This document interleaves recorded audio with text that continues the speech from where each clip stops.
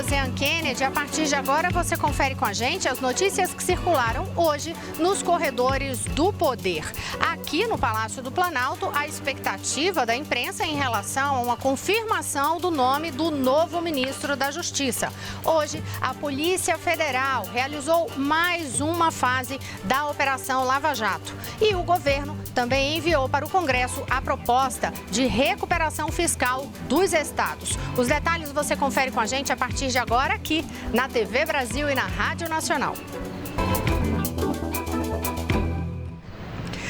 Olha, hoje o dia inteiro aqui em Brasília foi de expectativa em relação à confirmação do nome de quem será o novo ministro da Justiça. E aí, ao longo do dia, o vice-líder do governo na Câmara dos Deputados, Tarcísio Peronde, que é do PMDB do Rio Grande do Sul, disse que o nome já estava escolhido e que o novo ministro vai ser Osmar Serralho, deputado da bancada do PMDB do Paraná. A informação, no entanto, não foi oficializada aqui no Palácio do Planalto ainda.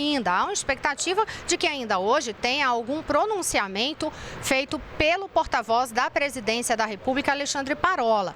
Mas, mesmo sem a confirmação oficial, houve uma repercussão o dia inteiro lá no Congresso Nacional sobre este nome anunciado aí pelo vice-líder do governo. Quem acompanhou essa repercussão foi Mariana Jungmann, que está aqui ao meu lado. Boa noite, Mariana. Foram muitas as declarações. Houve, inclusive, gente, vale lembrar, daqui a pouquinho eu trago, teve até nota da Associação dos Delegados da Polícia Federal, mesmo sem a oficialização ainda. E no ambiente político, repercussão intensa. É verdade, Rosiane. Eu não estou com a nota aqui na minha mão agora, mas a gente pode ler ela daqui a pouquinho.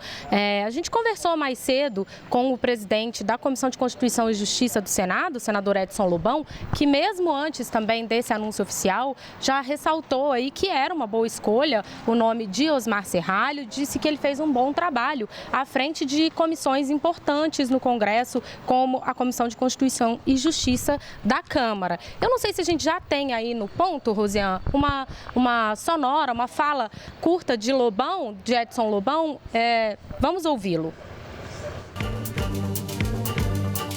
O deputado Serralho é um parlamentar de vários mandatos, da melhor categoria. Ele foi relator de várias comissões importantes. Ele é o presidente da Comissão de Justiça da Câmara, que é como a do Senado, muito importante.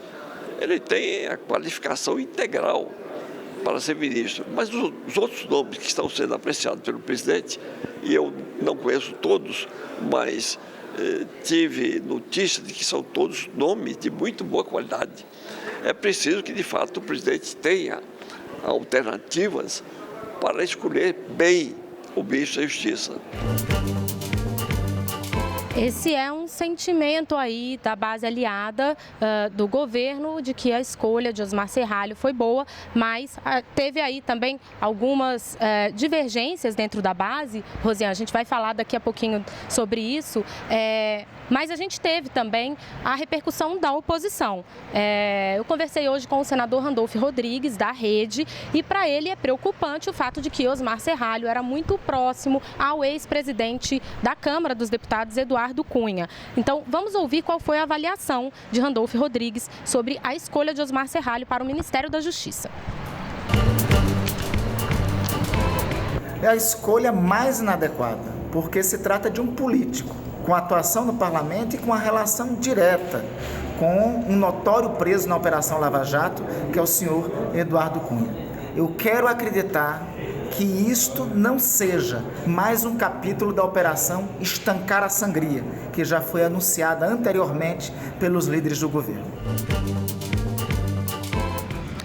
Essa foi aí uma gravação que eu fiz com Randolfo Rodrigues, hoje, agora há pouco, aqui no Senado. Então, Rosiane, mas como eu ia dizendo, dentro da base aliada, nem todo mundo recebeu tão bem assim esse nome. A gente sabe que o vice-presidente da Câmara, Fábio Ramalho, recebeu muito mal o nome de Osmar Serralho, porque considera que deveria ser um mineiro a assumir. Fábio Ramalho, que é de Minas Gerais, considera que deveria ser um mineiro a assumir o ministério, mesmo que não fosse um deputado federal, mas que fosse alguém de Minas Gerais, e disse aí, por enquanto, não houve ainda o anúncio oficial, mas Fábio Ramalho já disse que ameaça aí até romper com o governo se realmente for confirmado Osmar Serralho, que é do Paraná. E olha, agora há pouquinho a nossa produtora, a Samanta do Carmo, até conversou novamente com o Fábio Ramalho para saber aí sobre essa intenção de rompimento. Ele já baixou um pouquinho mais o tom, assim, de que não é exatamente um rompimento, a questão política muda. Agora, o que é que a gente sabe aqui nos bastidores, né? Eu estive aqui no Palácio do Planalto ao longo de boa parte desse dia e o presidente Michel Temer conversou com o Fábio Ramalho, está lá no Palácio da Alvorada neste momento, passou boa parte da tarde também no Palácio da Alvorada, conversando por telefone, recebendo alguns políticos, justamente para apaziguar os ânimos dentro da bancada do PMDB. Porque aqui nesse cenário político de Brasília, existe um racha na bancada do PMDB que não é de hoje, nem de ontem ou da semana passada. Na verdade, a bancada do PMDB ela é dividida mesmo em setores e aí o presidente Michel Temer está justamente fazendo todos esses contatos para fazer esta conversa de apaziguar mesmo, acalmar os ânimos e fazer com que haja uma união dessa bancada em torno do nome que venha a ser anunciado oficialmente. O presidente também, de acordo com as informações que eu tenho de bastidores, também conversou com o presidente do PSDB, o senador Aécio Neves. E aí o entendimento político na base governista é de que em relação aos tucanos, a situação está totalmente resolvida, porque a gente lembra que quando a vaga do Ministério da Justiça ficou aberta, né, com a indicação de Alexandre de Moraes para o Supremo Tribunal Federal, havia ali, principalmente do outro lado da rua, lá no Congresso, aquela disputa entre PMDBistas e tucanos para ver com quem ficaria esta vaga. Então, por enquanto, pelo menos de acordo, né, com esse anúncio feito pelo vice-líder do governo, a vaga está aí caminhando para ser oficializada para o PMDB. Mais um dia de várias articulações e várias conversas do presidente Michel Temer com os seus aliados. Mariana, no entanto, esse não é o único espaço ministerial a ser preenchido, porque hoje o senador José Serra, que é do PSDB de São Paulo, ele voltou ao exercício do mandato no Senado Federal, porque ontem à noite ele entregou a carta de renúncia ao presidente Temer, alegando problemas de saúde. Isso também repercutiu e pegou, inclusive, de surpresa os tucanos. Pois é, pegou de surpresa. A carta foi entregue ontem, já por volta das 9 horas da noite, e não houve o burburinho que costuma, Rosiane, cercar, costuma acontecer aqui em Brasília quando um ministro vai deixar a pasta, por qualquer motivo que seja. Esse burburinho aí não aconteceu ontem ao longo do dia. Então, realmente pegou de surpresa aí. O líder do PSDB no Senado, o senador Paulo Bauer, divulgou uma nota dizendo isso, que toda a bancada do PSDB, inclusive, foi pega de surpresa, mas exaltando a gestão que José Serra fez à frente do Ministério de Relações Exteriores e lembrando que se ele alegou problemas de saúde, isso é suficiente para justificar o retorno dele ao Senado. Na oposição, o deputado Carlos Aratini, do PT, líder do PT, já fez uma outra avaliação. Considerou a gestão de José Serra à frente do MRE um desastre, disse que ele desmontou toda a política externa brasileira para a região da América do Sul e que apostou numa política equivocada com os Estados Unidos, que depois da eleição de Donald Trump se mostrou aí um erro. Portanto, aí algumas vagas a serem preenchidas, só que a gente tinha falado aqui que tinha a nota, né, Mariana? Eu estou com a nota aqui em mãos em relação a essa ventilação do nome de Osmar Serralho, a possibilidade de confirmação do nome dele. A gente tem a nota, é a nota da Associação Nacional dos Delegados da Polícia Federal, que mesmo sem a confirmação oficial do Palácio do Planalto, divulgou uma nota. A gente ressaltou aqui um trecho. Os delegados federais parabenizam no documento a escolha de Osmar Serralho e dizem o seguinte, que o deputado tem como principal desafio encontrar soluções rápidas para a crise de segurança pública que atinge todo o país e que para isso vai ser necessário fortalecer a Polícia Federal e demais órgãos de combate ao crime organizado e à corrupção. Por falar em crime organizado e combate à corrupção, a gente vai falar agora de outro assunto, que é mais uma fase da Operação Lava Jato. A gente tem tem informações, vamos conferir agora com Jéssica Gonçalves no estúdio da Rádio Nacional. Rosiane, a Polícia Federal pediu a inclusão na lista vermelha da Interpol de Jorge e Bruno Luz, pai e filho. Os dois são alvo da 38ª fase da Lava Jato, a Operação Blackout, deflagrada hoje pela Polícia Federal. Segundo as investigações, eles eram operadores do PMDB na Petrobras, em áreas como a de serviço e abastecimento, e desviaram 40 milhões de dólares. Bruno Luz está nos Estados Unidos desde agosto do ano passado. Jorge Luz foi depois, em janeiro deste ano. A reportagem da Rádio Nacional apurou que os dois teriam feito repasse de propina a agentes públicos por meio de contas no exterior, em empresas offshore, na Suíça e nas Bahamas, em pelo menos 5 contratos diferentes da Petrobras. O esquema envolvia políticos que teriam recebido recursos e, por terem foro privilegiado, o processo fica a cargo do Supremo Tribunal Federal.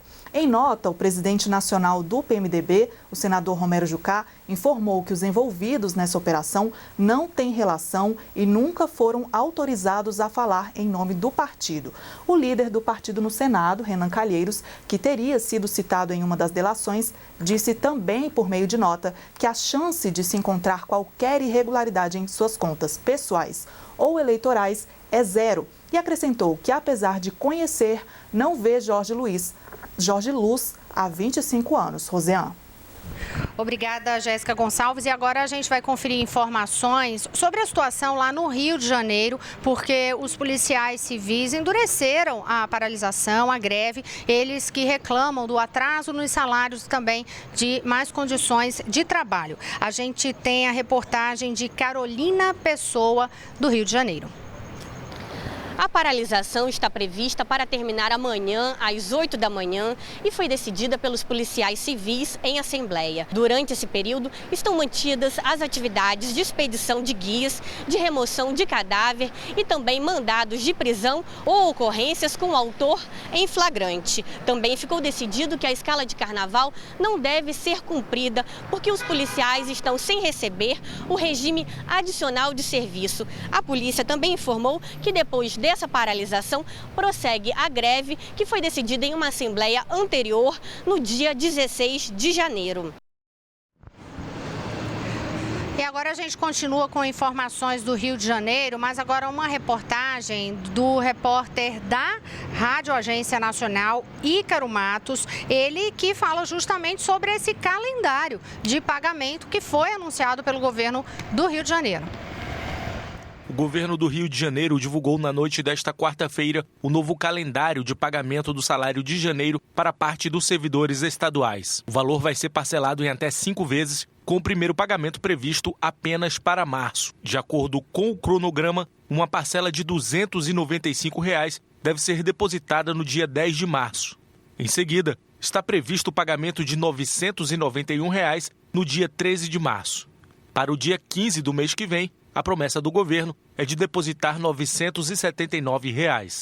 Já para o dia 21, está programada uma parcela de R$ 3.006 e no dia 22 de março deve ser pago o valor restante para completar o salário. Entretanto, estas parcelas só poderão ser honradas se não houver novos bloqueios nas contas do Tesouro Estadual. Segundo a nota divulgada pelo governo do estado, o calendário anterior, que chegou a ter a primeira parcela de R$ 577 paga nesta quinta-feira, não pode ser cumprido devido a 2 bloqueios nas contas do Tesouro Estadual por conta de dívidas com a União. Ainda de acordo com o texto, 71% dos cerca de 500 mil servidores, aposentados e pensionistas do estado já receberam pagamento de janeiro integralmente. O governo ainda não divulgou informações sobre o pagamento do 13º salário. Olha, e agora a gente vai conferir informações da Agência Brasil com a editora Carolina Pimentel. Boa noite, Rosiane. A gente tem uma notícia do Rio Grande do Norte. O Ministério da Justiça autorizou a permanência da Força-Tarefa de Intervenção Penitenciária por mais 30 dias no Rio Grande do Norte. Essa Força-Tarefa está no Rio Grande do Norte desde janeiro para ajudar os agentes penitenciários do estado a retomar o controle da penitenciária de Alcaçuz, penitenciária que teve uma rebelião no início deste ano e que resultou na morte de 26 presos. A gente relembrando esse caso para conter os confrontos entre os presos de facções rivais na penitenciária de Alcaçuz, foi preciso a construção de um muro dentro do presídio e o governo do estado chegou a anunciar a intenção de fechar a penitenciária de Alcaçuz e transferir os presos para outras penitenciárias. Agora uma notícia de Minas Gerais, o Ministério Público Federal ele contestou um pedido da mineradora Samarco para que uma das ações contra a empresa seja julgada em Belo Horizonte e não pela Justiça de Colatina, no Espírito Santo. Esse processo foi movido contra a Samarco por causa do rompimento da barragem de Fundão em 2015 em Mariana, em Minas Gerais, que causou a destruição de distritos da região, poluiu os rios e foi considerada a maior tragédia ambiental do Brasil. O Ministério Público Federal defende que o processo deve continuar com a Justiça do Espírito Santo, porque trata de prejuízos sofridos pela cidade de Colatina. Agora, o pedido da Samarco e o parecer do Ministério Público vão ser avaliados pelo Tribunal Regional Federal da 2ª Região no próximo mês. Rosiane. Obrigada, Carolina Pimentel, que no próximo bloco vai contar pra gente o que os estados terão de fazer para poder receber o apoio financeiro naquele pacote de recuperação fiscal. É daqui a pouquinho, a gente volta já.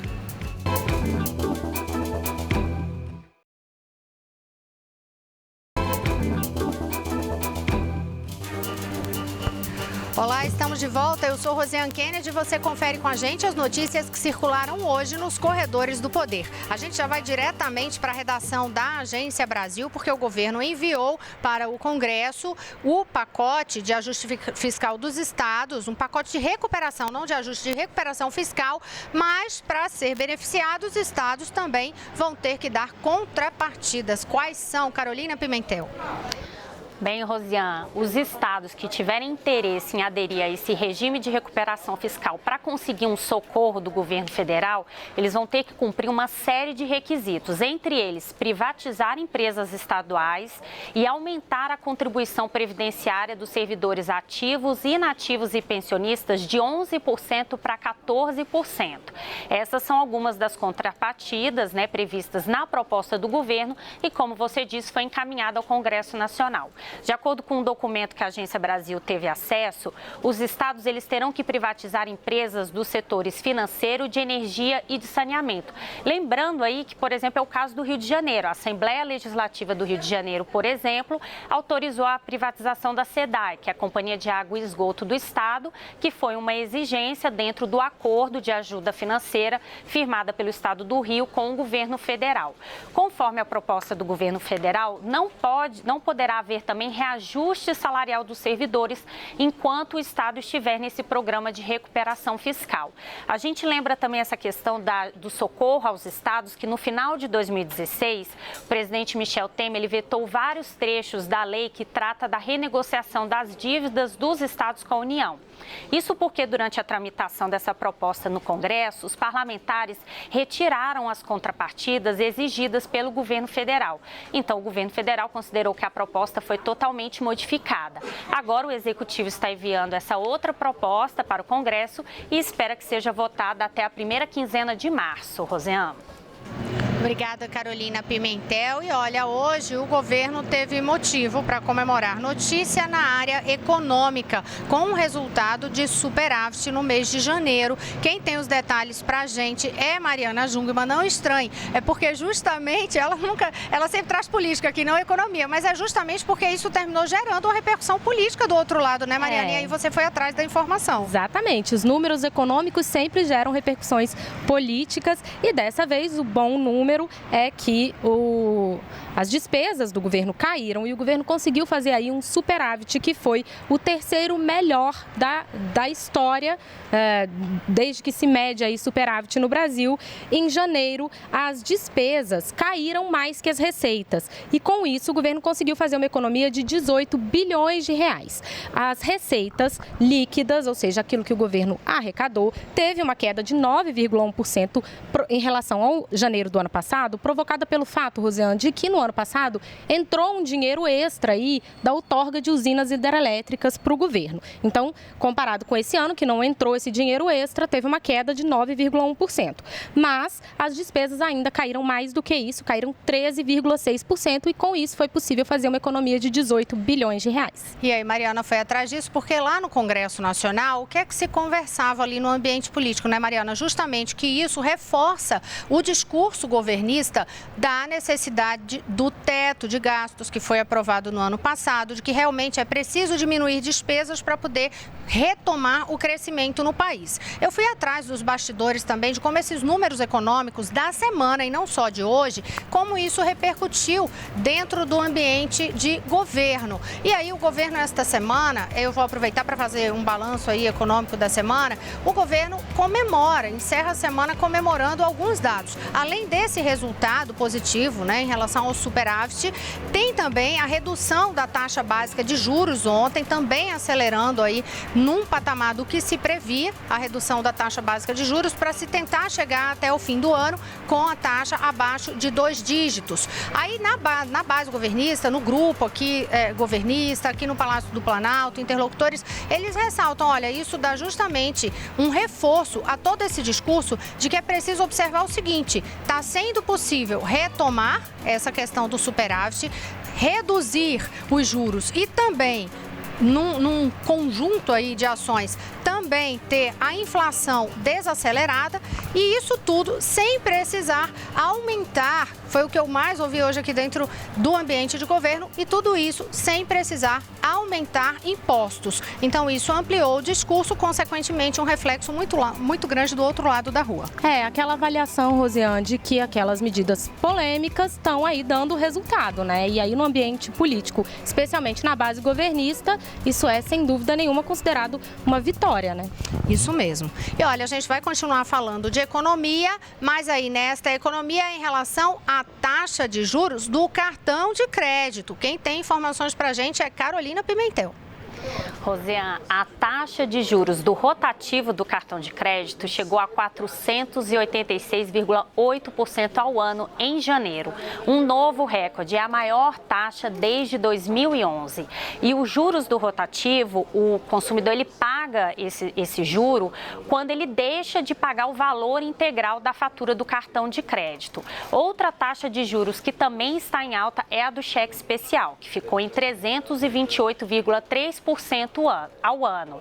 Já os juros cobrados nos empréstimos devem cair nos próximos meses, segundo o Banco Central, acompanhando aí a queda da taxa básica de juros, a Selic. Em janeiro, a taxa média dos juros dos empréstimos para as famílias ficou em 72,7% ao ano, maior do que a registrada em dezembro, Rosiane.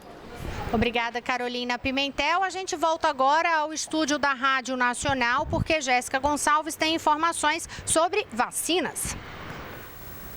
Pois é, Rosiane, o Ministério da Saúde deve enviar aos estados as primeiras doses da vacina contra a gripe a partir do dia 10 de abril. Segundo o órgão, o início da aplicação das vacinas nas pessoas vai ficar a cargo de cada estado, já que cabe às secretarias estaduais e municipais de saúde definir um cronograma específico para a imunização. Ainda de acordo com o Ministério, o Dia de Mobilização Nacional, mais conhecido como Dia D, foi agendado para 6 de maio. Nesta data, um sábado, postos de saúde de todo o país devem abrir as portas para imunizar a população contra a doença. Serão vacinados apenas grupos prioritários que ainda vão ser anunciados pelo Ministério da Saúde. No ano passado, receberam a dose crianças com idade entre 6 meses e menores de 5 anos, gestantes, idosos, mulheres com até 45 dias após o parto, pessoas com doenças crônicas e profissionais de saúde. povos indígenas, presos e funcionários do sistema prisional também foram imunizados em 2016. A previsão da pasta é que a campanha nacional de vacinação contra a gripe termine no dia 19 de maio. Rosiane. Obrigada, Jéssica Gonçalves. E vamos rapidamente à Agência Brasil para conferir as últimas notícias.